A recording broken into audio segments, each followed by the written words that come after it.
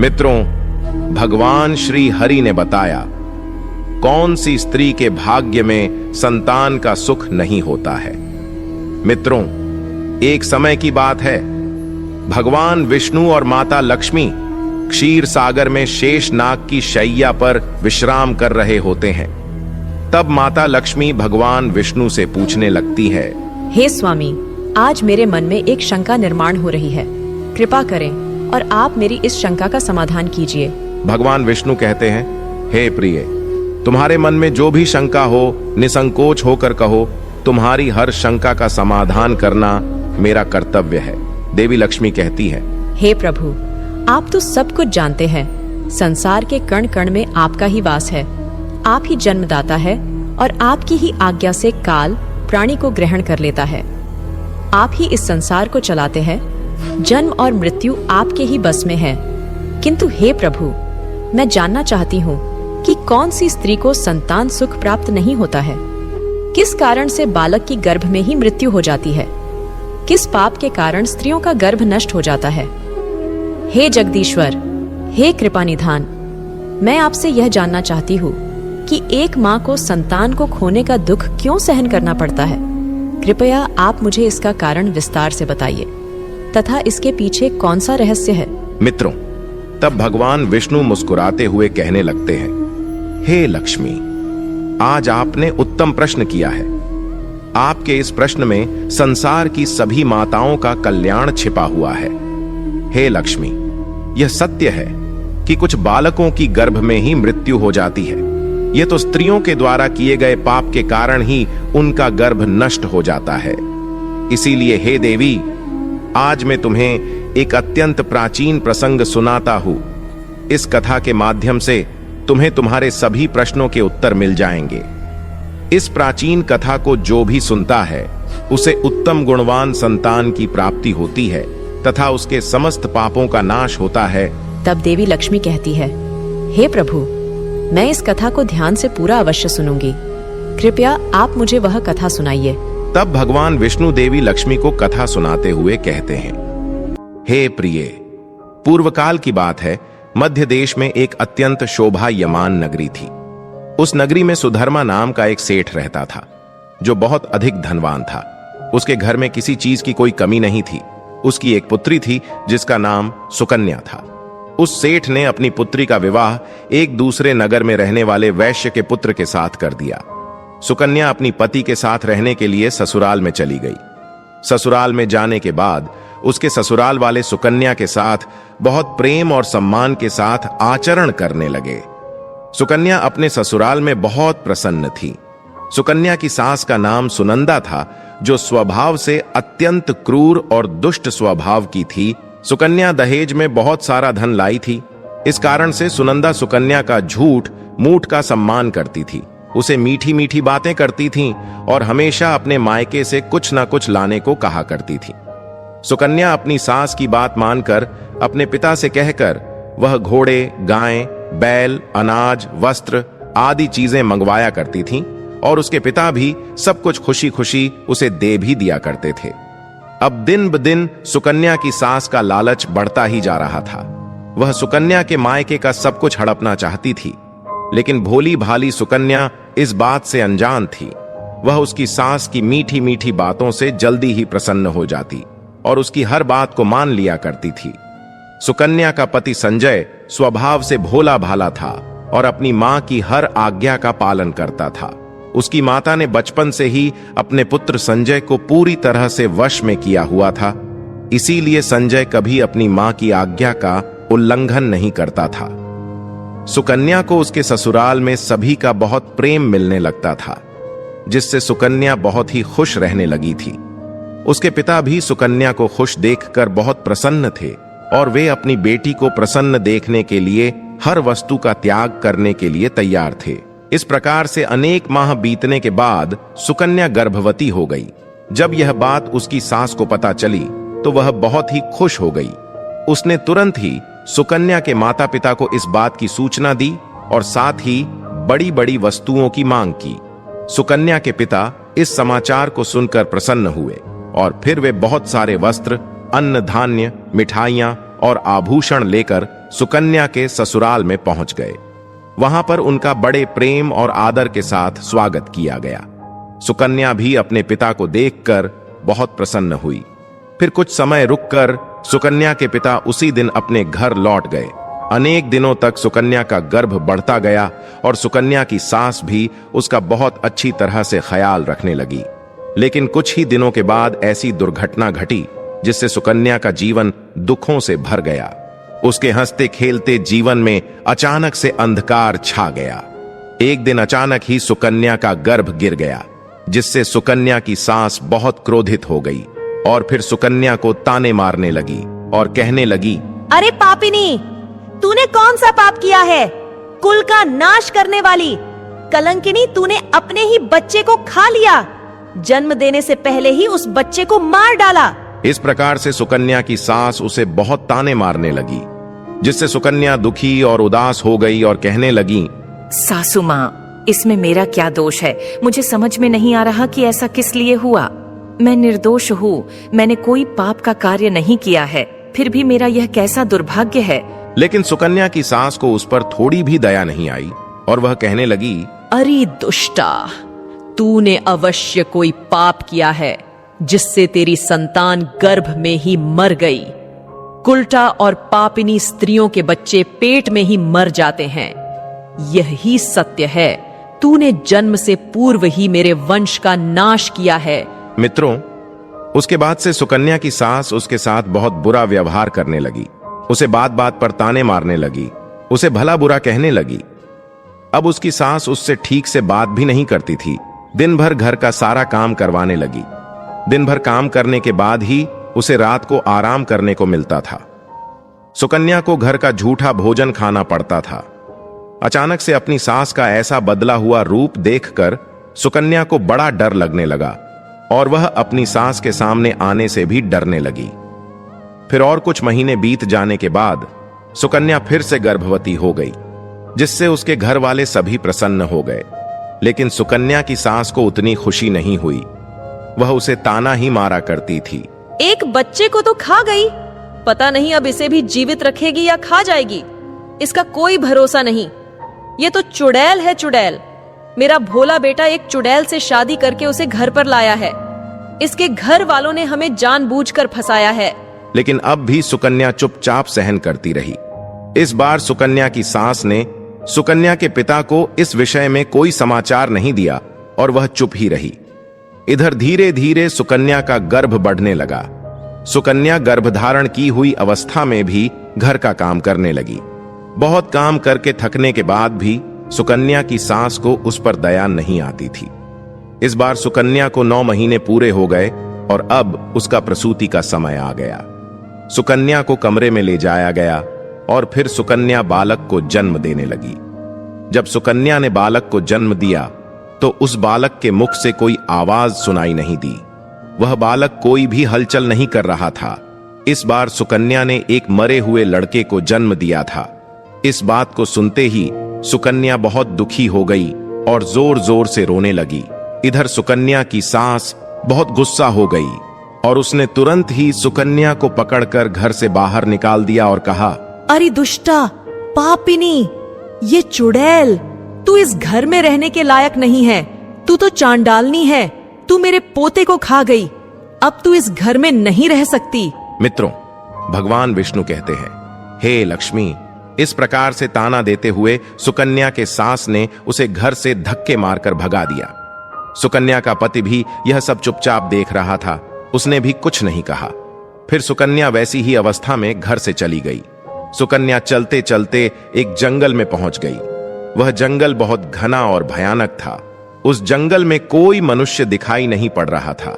फिर सुकन्या को उस जंगल में एक बहुत ही बड़ा और सुंदर वृक्ष दिखाई पड़ा। उस वृक्ष के पास एक बहुत ही सुंदर आश्रम था। सुकन्या जल्दी से उस आश्रम के पास चली गई और इधर उधर देखने लगी तो वहां पर उस आश्रम में कोई भी नहीं था। सुकन्या वहीं बैठकर विश्राम करने लगी। सुकन्या इतनी डरी हुई और उदास थी कि वह अपने पिता के घर पर भी जाना नहीं चाहती थी। उसे यह भय लगने लगा था कि कहीं उसकी वजह से पिता का समाज में अपमान ना हो। इसीलिए उसने उसी जंगल में रहने का निर्णय लिया और वह उसी आश्रम में निवास करने लगी। वही बैठकर सुकन्या भगवान विष्णु की पूजा करने लगी और उनकी भक्ति में डूब गई। अनेक दिनों तक वहां पर उसने भगवान विष्णु की तपस्या की। फिर कुछ दिनों के बाद उस आश्रम पर एक साधु एक गाय को लेकर पधारते हैं। वे साधु अत्यंत विलक्षण थे। उनके मुखमंडल पर तेज था। ऐसा प्रतीत हो रहा था कि उन्होंने सैकड़ों वर्षों तक तपस्या की है। जब सुकन्या उन साधु को देखती है तो बड़ी प्रसन्न होती है और उनका स्वागत करती है और कहती है, पधारिए साधु महाराज, आपका स्वागत है। आप कोई महान पुण्यात्मा दिखाई पड़ रहे हैं। सुकन्या के ऐसे वचन सुनकर साधु महाराज कहते हैं, हे पुत्री, तुम कौन हो और किस कारण से इस वन में अकेले निवास कर रही हो? यदि कोई गोपनीय बात ना हो तो मुझे सच सच बताओ। तुम यहां पर अकेले क्यों रह रही हो? तुम्हारे पति कहां पर है और तुम्हारे दुख का क्या कारण है? तब सुकन्या कहती है, हे साधु महाराज, मैं अत्यंत दुखी हूँ और मेरी सासू माँ ने मुझे घर से निकाल दिया है, इसीलिए मैं इस वन में निवास कर रही हूँ। साधु कहते हैं, हे पुत्री, तुम्हारी सास ने ऐसा क्यों किया? किस कारण से तुम्हें घर से निकाल दिया है? तब वह सुकन्या कहती है, हे साधु महात्मा, मेरी पहली संतान गर्भ में ही नष्ट हो गई और जब मैंने दूसरी संतान को जन्म दिया तो वह मरी हुई थी। इसी कारण से क्रोधित होकर मेरी सास ने मुझे घर से निकाल दिया है। अब मैं अपना यहीं पर निवास कर रही हूँ। पिता का अपमान ना हो, इसीलिए मैं उनके पास भी नहीं जा रही हूँ। कृपया आप ही मेरे दुख दूर कीजिए। मैं कहाँ जाऊं? अब मैं क्या करूं? इस प्रकार से सुकन्या द्वारा पूछने पर वे साधु महात्मा कहने लगते हैं, हे पुत्री, यह तो बड़े दुख की बात है, किंतु तुम चिंता मत करो। मैं तुम्हें कुछ उपाय बताता हूं। तुम उस उपाय को करो जिससे तुम्हें उत्तम संतान की प्राप्ति होगी। तुम इस गाय को अपने पास रखो, इसकी सेवा करो। इसकी सेवा करने से तुम्हें उत्तम संतान सुख प्राप्त होगा। अब मैं तुम्हें गर्भ धारण की हुई स्त्री को जिन नियमों का पालन करना चाहिए उस विषय में बताता हूं। इसे तुम ध्यान से सुनो। हे पुत्री, किसी भी स्त्री को मासिक धर्म के दौरान पति के साथ संबंध स्थापित नहीं करना चाहिए और पति को स्पर्श भी नहीं करना चाहिए। इससे संतान गर्भ में ही गिर जाती है। गर्भ धारण की हुई स्त्री को भगवान की पूजा में तत्पर रहना चाहिए। उसके मुख पर सदैव ही प्रसन्नता होनी चाहिए। गर्भ धारण की हुई स्त्री को कभी दुखी और निराश नहीं रहना चाहिए। उसे बुरे आचरण वाली स्त्री से दूर रहना चाहिए। उनसे बातचीत नहीं करनी चाहिए। एक गर्भवती स्त्री को कभी दूसरों के घर का भोजन नहीं करना चाहिए। गर्भिणी स्त्री को सूप की हवा से बचकर रहना चाहिए। सूप की हवा लगने से भी गर्भ का नाश होता है। गर्भ धारण की हुई स्त्री को कभी ऐसी वस्तु के दर्शन नहीं करने चाहिए जिसे देखने पर मन में घृणा निर्माण हो। उसे भयानक और डरावनी कथाएं भी नहीं सुननी चाहिए। गर्भिणी स्त्री को अत्यंत गर्म भोजन नहीं करना चाहिए। पहले का किया हुआ भोजन जब तक अच्छी तरह से पच नहीं जाता तब तक दोबारा भोजन नहीं करना चाहिए। जिस स्त्री के बच्चे होकर मर जाते हो अथवा जो स्त्री वंध्या हो, ऐसी स्त्री से संपर्क नहीं करना चाहिए। जो भी स्त्री इन नियमों का पालन करती है वह उत्तम पुत्र को प्राप्त करती है। जो स्त्री इन नियमों का पालन नहीं करती उसका गर्भ गिर जाता है अथवा उसका निरोध हो जाता है। हे पुत्री, अब मैं तुम्हें पुत्र प्राप्ति का उपाय बताता हूं। इसे ध्यान से सुनो। मासिक धर्म के समय 4 दिनों तक स्त्री को पति के साथ संसर्ग नहीं करना चाहिए। वह चौथे दिन ही शुद्ध होती है। 1 सप्ताह के बाद वह देवी देवताओं का पूजन करने के योग्य बनती है। संबंध बनाते समय स्त्री और पुरुष के मन में जैसी कल्पना होगी वैसा ही गर्भ उत्पन्न होगा, इसमें संदेह नहीं है। युग्म तिथि वाली रात्रि में सहवास करने से पुत्र होता है और अयुग्म तिथि वाली रात्रियों में सहवास करने से कन्या का जन्म होता है। युग्म तिथि का अर्थ होता है द्वादशी, चतुर्दशी, षष्ठी, अष्टमी, दशमी और अयुग्म तिथियां होती है एकादशी, त्रयोदशी, पंचमी, सप्तमी और नवमी। ऋतुकाल में पहले सप्ताह को छोड़कर दूसरे सप्ताह में स्त्रियों को सहवास करना चाहिए। स्त्रियों का ऋतुकाल 16 रात्रियों का होता है। यदि स्त्री मासिक धर्म के बाद 14वीं रात्रि में सहवास करती है तो उस गर्भ से गुणवान, भाग्यवान, धनवान तथा धर्मनिष्ठ पुत्र का जन्म होता है। ऋतुकाल के 5वें दिन स्त्रियों को कटु, तीक्ष्ण और गर्म भोजन का परित्याग करके मधुर अर्थात मीठा भोजन करना चाहिए, क्योंकि स्त्रियों की कोख औषधि पात्र होती है और पुरुष का बीज अमृत तुल्य होता है। इसीलिए स्त्रियों को सहवास से पहले तीखा, कड़वा और गर्म भोजन नहीं करना चाहिए। वह साधु कहते हैं, हे देवी, इस प्रकार से मैंने तुम्हें संतान प्राप्ति के लिए महत्वपूर्ण नियम बताए हैं। तुम इन नियमों का पालन करो, तुम्हें उत्तम संतान सुख प्राप्त होगा।